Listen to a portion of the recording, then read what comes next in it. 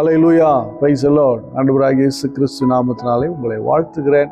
கர்த்தர் உங்களோடு இருப்பாராக. இன்றைய நாள் மெய்ப்பனின் சத்தம், சங்கீதத்தின் புஸ்தகம் 45ஆம் அதிகாரம் 10ஆம் வசனத்தை நான் வாசிக்கிறேன். குமாரத்தியே கேள், உன் செவியை சாய்த்து சிந்தித்துக்கொள், உன் ஜனத்தையும் உன் தகப்பன் வீட்டையும் மறந்துவிடு. அப்பொழுது ராஜா உன் அழகில் பிரியப்படுவார், அவர் உன் ஆண்டவர், ஆகையால் அவரை பணிந்து கொள். அல்லேலூயா. ஒரு சின்ன ஒரு ரகசியம் இருக்குது. குமாரத்தியே நீ கேள், உன் செவியை சாய்த்து சிந்தித்துக்கொள். என்ன சொல்ல வராரு? உன் ஜனத்தையும் உன் தகப்பன் வீட்டையும் மறந்து விடு. அப்படின்னா என்னன்னா, சில மக்களுக்கு, சில பிள்ளைகளுக்கு, ஆண் பிள்ளையோ பெண் பிள்ளைகளுக்கு மேக்சிமம் இருக்கும். அதில் பார்த்தீங்கன்னா, உன்னுடைய தகப்பன் வீட்டை மறந்து விடு, உன் ஜனத்தை மறந்து விடு. ஏன் அப்படி மறக்க சொல்றாரு? இதனுடைய பின்னணி என்ன அப்படின்னு சொன்னா, ஜென்ம சுபாவங்களை நீ விட்டுவிடு, உன் ஜாதி பெருமையை விட்டுவிடு, உன் செல்வாக்கின் பெருமையை நீ விட்டுவிடு. நீ எப்படி வேணா வளர்ந்துருக்கலாம், எப்படி வேணா நீ திருமணம் செய்வதற்கு முன்பதாக, நான் அதை பத்தி பேச வரல, நான் சொல்றேன். அதாவது இரட்சகரை அறிவதற்கு முன்பதாக நாமெல்லாம் யாருன்னா ஒரு மணவாட்டிகளா இருக்கிறோம், மணவாளியா இருக்கிறோம். நீ கர்த்தரை அறிவதற்கு முன்பு எப்படி வேணா வாழ்ந்திருக்கலாம். ஆனா இரட்சகரை அறிந்து கொண்ட பின்பு உன் பழைய சுபாவங்களை விட்டுவிடு, உன்னுடைய பழைய பழக்க வழக்கங்களை விட்டுவிடு, தேவன் விரும்பாத அசுத்தங்களை விட்டுவிடு. அல்லேலூயா. அதுதான் அதுக்கு அர்த்தம் பாருங்க. உன் ஜனத்தை, உன் தகப்பன் வீட்டை, அந்த பூர்வீக பெருமை சொல்லுவோம் பார்த்தீங்களா, எங்க குடும்பத்தெல்லாம் இப்படி பண்ணுவோம், எங்க குடும்பத்துல அப்படி பண்ணுவோம், இந்த காரியங்களை விட்டு விடுங்க. நான் ஒரு காலத்துல எப்படிப்பட்ட ஆள் தெரியுமா, நான் இறங்கி நின்னா இப்படி அடிப்பேன், அப்படி இது பண்ணுவேன், நான் எப்படி குடிப்பேன் தெரியுமா, அதெல்லாம் மேன்மை பாராட்டுறதுக்கு சில பேர் சாட்சிகளே நான் இப்படிலாம் சொல்லுவான். அப்படிலாம் சொல்லாதீங்க. நீங்க நான் மோசமான வாழ்க்கைனா புரிஞ்சிடும்ல, கர்த்தனை ரட்சித்திருக்கிறார் என்பதை நீங்க பறைசாற்றுங்கள். உங்கள் பூர்வீகத்துல எவ்வளவு வேணமா நீங்க வாழ்ந்திருக்கலாம், எப்படி வேணா வாழ்ந்திருக்கலாம். நான் ரட்சிக்கப்பட்ட பின்பு நீங்க எப்படி வாழணும் தெரியுமா? ராஜா, நீங்க அதுல நான் படிக்கிறேன் பாருங்க, 45:13. ராஜகுமாரத்தி உள்ளாக பூரண மகிமை உள்ளவள், அவள் உடை பொற்சரிகையா இருக்கிறது, சித்திரை தையலாடை தரித்தவளாய் ராஜாவினிடத்தில் அழைத்து கொண்டு வரப்படுவாள். அல்லேலூயா. அப்படின்னா எப்படிப்பட்ட காரியத்தை விரும்புறான்னா, உள்ளான மனிதன்ல பூரண அழகுள்ளவர்களா இருக்கணும்.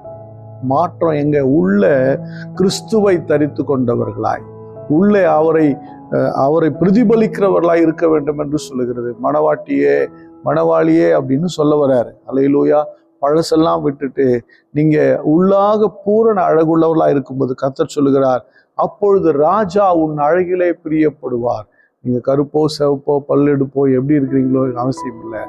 ஆனா நீங்க உங்க வாழ்க்கையை நீங்க மாற்றும் போது, பழையவைகளை விடும்போது, பிரியமில்லா விடும்போது, கர்த்தர் உங்களை மிகுந்த அழகுள்ளவர்களாய் பார்க்கிறார். உன்னத பாட்டுல தானே சொல்றாரு, என் பிரியமே, என் ரூபவதியே, உன் முகரூபத்தை எனக்கு காண்பி. அந்த முகம் அவருக்கு அழகான முகமாய் இருக்கிறது. அல்லேலூயா. சித்திரை தையலாடை தரித்தவளாய். அப்படின்னா ஒரு எம்ப்ராய்டிங் துணி அப்படின்னா, ஒரு எம்ப்ராய்டிங் டிசைன் போடணும்னா குத்தி குத்தி குத்தி குத்தி குத்தி அப்பதான் எம்ப்ராய்டிங் போட முடியும். அல்லேலூயா. இல்லைன்னா எம்ப்ராய்டிங் வராது. வாழ்க்கையில எத்தனை கஷ்டங்கள் வந்தாலும் சகித்து கொள்ளுகிற மனப்பக்குவம் இருக்குன்னா, நம்ம பார்க்கும்போது வலிக்கிற மாதிரி இருக்கும். கொஞ்ச நாள் பொறுத்து கொள்ளுங்கள், நீங்கள் கடந்து வந்த வழிகள் எல்லாம் உங்களுக்கு சித்திர தையலாடையாய் மாறி இருக்கும். அல்லேலூயா. அது அழகான எம்ப்ராய்டியா மாறி இருக்கும். உங்க வாழ்க்கையில் அது மேன்மையா உங்களை காண்பிக்கும். நீங்கள் கடந்து வந்த பாதையை நீங்க கவனிக்கிறீங்களோ இல்லையோ, உங்களை சுற்றி இருந்தவங்களை கவனிப்பாங்க. கஷ்டத்தின் மத்தியில, பாடுகள் மத்தியில, உபத்திரவத்தின் மத்தியில அதெல்லாம் சகிச்சு ராஜாவை பின்பற்றி இவர்கள் வந்தார்கள் என்று சொல்லும்போது, அப்போதுதான் உங்க மேல இருக்கிற சித்திர தையலாடியோட அழகு வெளிப்படுகிறதா இருக்கிறது. அல்லேலூயா. அதனால கொஞ்சம் பொறுமையா இருங்க. கர்த்தர் உங்க மேல சித்திர தையல் ஆடையை போடுகிறவராய் இருக்கிறார். ஸ்தோத்திரம் பண்ணுவோமா? ஸ்தோத்திர ஆண்டவரே, ஸ்தோத்திர ஆண்டவரே. எங்களுடைய பழைய சுபாவங்கள், பழைய எண்ணங்கள் எங்களை ஆண்டவரே சில நேரம் ஆண்டவரை கெடுக்கிறதாய், உமக்கு பிரியமில்லதாய் மாற்றுகிறது. இந்த நாளில ஆண்டவரே எங்களை ஒப்பு கொடுக்கிறோம்.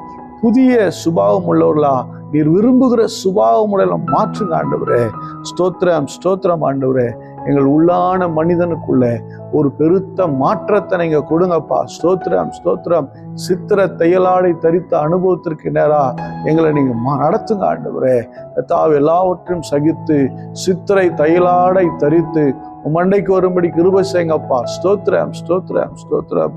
பரிசுத்த பிதாவை உம்மை ஸ்தோத்திரிக்கிறோம். உங்களுடைய பிள்ளைகளை நீங்க ஆசீர்வதிக்கணும். இந்த நாள் ஆண்டவரே எத்தனை பாடுகளை கடந்து வராங்க ஆண்டவரே. பழைய சுபாவங்களை விட்டு வர முடியாம ஆண்டவரே சில கஷ்டங்களை தாங்க முடியாம கடந்து வராங்க. தேவனே, உங்களுடைய பிள்ளைகளுக்கு கிருபை தாங்க. எல்லாவற்றையும் ஜெயிக்கணும், எல்லாவற்றையும் தாங்கி கடந்து வரணும். ஆண்டவர் நாமத்திற்கு மகிமையாய் நல்ல மனவாட்டியாய் நிற்கணுமே. உடைய பிள்ளைகளை பலப்படுத்துங்கப்பா. ஸ்தோத்திரம் ஸ்தோத்திரம் ஆண்டவரே. உடைய பிள்ளைகளுடைய தேவைகள் எல்லாம் சந்திங்க. கைவிடாத தேவன் உடைய பிள்ளைகளை கைவிடாது இருக்கிறார். ஆசீர்வதியும். இயேசு கிறிஸ்துவின் நாமத்தினால் ஜெபிக்கிறேன் ஜீவனுள்ள நல்ல பிதாவே. ஆமென். God bless you. Bye bye.